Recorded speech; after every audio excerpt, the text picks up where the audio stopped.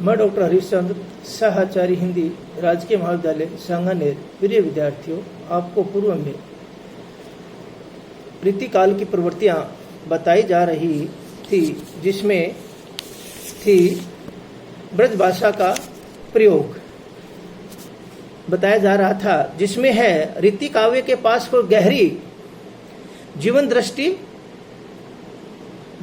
थी, ऐसा प्रतीत नहीं होता है कि उनके पास किसी प्रकार के जीवन की दृष्टि जो है वो नहीं लगती है। जीवन की दृष्टि सुदीर्घ अनुभव, गहरे आत्ममंथन और प्रौढ़ तत्वों के चिंतन का परिणाम होता है, जबकि किसी भी रीति कवियों में यह बातें समष्टि रूप से नहीं लक्षित होती है। क्योंकि क्या कहता है कि जीवन दृष्टि के अंदर सुदीर्घ अनुभव, गहरे आत्ममंथन और प्रौढ़ तत्व का चिंतन होना जरूरी है, तो ही क्या होगा कि व्यक्ति जीवन की जो दृष्टि है उसका प्रयोग कर सकता है। उसमें क्या है, रीति कवियों में ये बातें समष्टि रूप में नहीं लक्षित होती है। उनके भीतर उस प्रखर व्यक्तित्व का प्रायः अभाव दिखाई देता है, जो उचित अनुचित का विवेक रखकर उचित का दृढ़ समर्थन और अनुचित का सक्रिय विरोध करने को तत्पर हो जाता है। किसी गहन नैतिक या सामाजिक संघर्ष के बीच भी उन्होंने तपना नहीं पड़ा। उनको क्या है, न तो गहन नैतिकता और न सामाजिक संघर्ष में उनको सक्रिय किसी प्रकार से तपना नहीं पड़ा, क्योंकि आराम से मिलता है तो व्यक्ति को संघर्ष या उसमें तपना नहीं पड़ता। वही रीति काव्य के कवि जो है उन पर लागू होता है। उनमें भी सौंदर्य प्रियता, रसिकता, कला कुशलता, काव्य शास्त्रीयता तथा राज्यश्री एवं राज सम्मान प्राप्ति की कल्पना, इन सब का सम्मिलित परिणाम यह हुआ कि उनका व्यक्तित्व एक विशेष ढंग से निर्मित होता गया। क्योंकि व्यक्ति को ये चीज प्राप्त होगी, सौंदर्य प्रियता, रसिकता, कला कुशलता, काव्य शास्त्रीयता और राजश्रेय एवं राज सम्मान प्राप्त की कल्पना जिसमें होगी, उसको क्या है, व्यक्तित्व का विशेष ढंग से पर निर्मित होता गया, जिसकी कुछ निश्चित सीमाएं बन गई। दरबारी वातावरण से हटकर लोक सामान्य जीवन के उन्मुक्त भाव से स्पर्श करने का भी अवसर उन्हें प्राय नहीं मिला। उसकी गहराई में बैठकर कुछ उपलब्ध करने का तो प्रश्न ही नहीं उठता। कविता के क्षेत्र में शास्त्र के अनुसार का पंथ अपनाकर उन्होंने अपनी कल्पना शक्ति तथा काव्य चेतना को इस सीमा तक आबाद कर लिया। किसको, अपनी कल्पना शक्ति और काव्य चेतना को, सीमा को भी क्या कर लिया इन्होंने, आबाद कर लिया कि अंत तक अपने रचे घेरे को तोड़ नहीं सके। जो बना हुआ घेरा है, रचा हुआ जो घेरा है, उसको वो तोड़ नहीं सका, वहां तक ही क्या रहे, सीमित रहे। रीति काव्य एक समांतर प्रभावित नीति काव्य की धारा से ही अधिकतर उनकी नैतिक जो दृष्टि है मिली है, पर स्वतंत्र नैतिक चेतना उनमें विकसित नहीं हुई। देखिए, काव्य की जो धारा है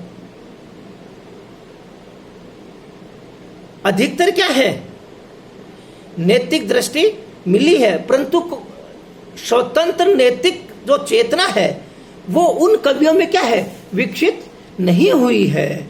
यही रीति काल में निश्चित रूप से श्रृंगार काल रहा है। क्या कहता है कि रीति काल में निश्चित रूप में श्रृंगार का क्या रहा है, महत्व रहा है। श्रृंगार काल को ही क्या है, महत्व दिया गया है। किंतु कुछ कवियों ने धारा के विपरीत वीर रस की पताका भी फहराया है। कई कवि क्या है कि जो श्रृंगार की धारा थी उस धारा से अलग होके नई जो धारा है, कौन सी, वीर रस का पताका को क्या किया है, फहराया है। वीर रस के कवि ने अपने आश्रयदाताओं की वीरता का बखान कर रीति काव्य की परंपरा को ही निभाया है। वो क्या कहता है कि वीर रस के जो कवि हैं उन्होंने भी क्या किया है कि अपने आश्रयदाताओं की वीरता का क्या किया है, बखान किया है, गुणगान किया है, यशोगान किया है। तो उसके कारण वो भी रीति काव्य की जो परंपरा है उसी को निभाया है। क्योंकि वो क्या करते थे, श्रृंगार कवि वाले हैं, वो श्रृंगारिता के कारण आश्रयदाताओं को क्या करता है, यशोगान करते थे।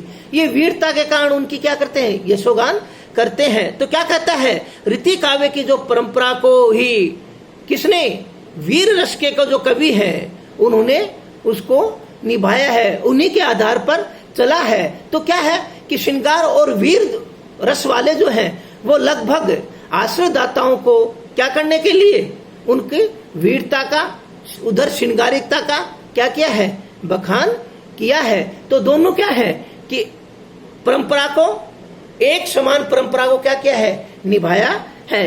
इन कवियों में भूषण जो है और केसरी सिंह बारठ का नाम क्या है, महत्वपूर्ण है। क्यों कि ये जो कवि हैं वो उसी रीति काल के जो कवि हैं उनमें महत्वपूर्ण स्थान रखते हैं। भूषण अनेक आश्रयदाताओं, राजाओं के पास रहे, किंतु उनका मन शिवाली या छत्रसाल की वीरता, देश प्रेम में ही अधिक रमा है। क्यों कि जो व्यक्ति विभिन्न जगह आश्रयदाताओं के रहेगा तो उसका जो मन है, जो लक्ष्य जो है, जो उसका क्या लक्ष्य था, वीरता और देश प्रेम की जो उनका लक्ष्य था, उसी में क्या है, उनका अधिक मन लगा। कौन, भूषण। वीर काव्य के नायक छत्रपति शिवाजी को उन्होंने आधार बनाया तथा अन्याय दमन को तत्पर हिंदू धर्म के संरक्षक नायक की वीरता का उन्होंने बखान किया। उस समय जो परिस्थितियां थी, उस समय जो वातावरण था, जिस समय अन्याय था, उसका भूषण ने क्या है, छत्रपति शिवाजी को आधार बनाकर उन्होंने अन्याय का जो दमन है, हिंदू धर्म का संरक्षक जो नायक है, वीरता का उन्होंने क्या है, अपने काव्य में क्या किया है, बखान किया है। अपने काव्य में क्या है, उनका यशोगान किया है।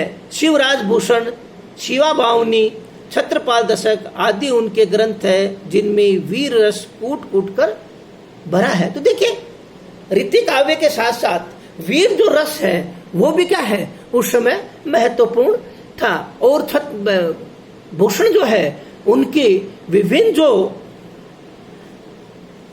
ग्रंथ है उनमें क्या है, शिवराज भूषण, शिव बावनी, छत्रपाल दशक आदि ग्रंथों में क्या है कि वीर जो रस है वो क्या है, कूट कूट के भरा हुआ है। जिससे क्या है कि उनकी जो परंपरा है, उनका जो नैतिक दायित्व है, उनका जो आधार है, उनसे क्या क्या है, अन्याय का दमन करने के तत्पर हिंदू धर्म की संरक्षक वीरता का उन्होंने उसमें क्या किया है, बखान किया है। तो देखिए, रीति काव्य और वीर रस जो है, रीति काल का जो श्रृंगार काल है और उसमें ही वीर रस है, उनको क्या है, दोनों में क्या है, अलग है। वो श्रृंगारिकता पर करता है और ये किस पर करता है, वीरता की बखान करता है। ये आपको उनके रीति काव्य के श्रृंगार और उसी समय की वीर रस का बताया गया है। कल आपको आगे की जो केसरी सिंह बारठ है उसकी राष्ट्रीय चेतना के बारे में बताया जाएगा, जो उसके प्रमुख कवि माने जाते हैं। जय हिंद, जय भारत।